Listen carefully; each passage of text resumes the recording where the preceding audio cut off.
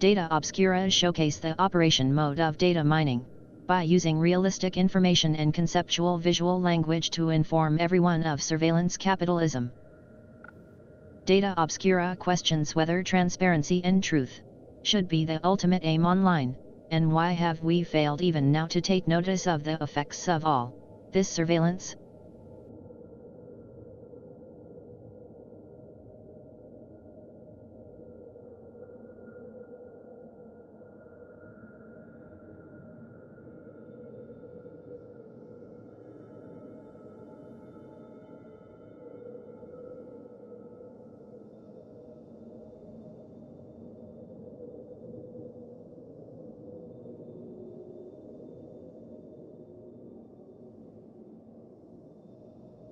The advertisement interface presents as an ad banner that is similar to the web browser.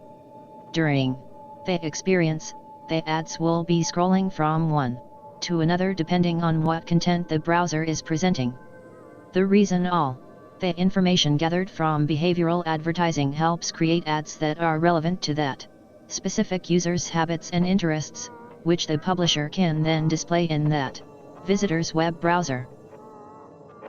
The interest and avatar simulate what information can be gathered by social media, Google, Facebook, Twitter, with behavior targeting and the operation of how social media use thesis element to create a profile that links to visitor's web browser.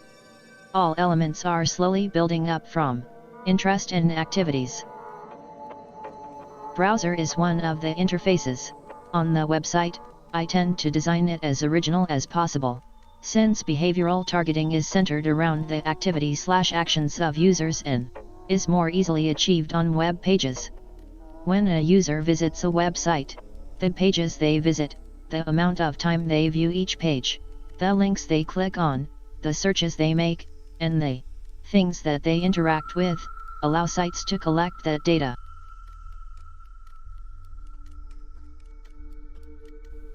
For the experience of Data Obscura, I tend to make the audience feel from cool to creepy.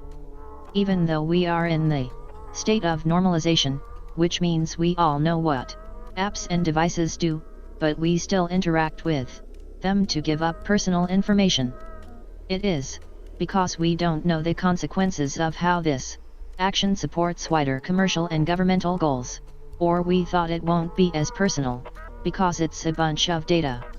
However, when the data transform content that's easily understood, audience might get frightened and rethink about what's really surveillance capitalism.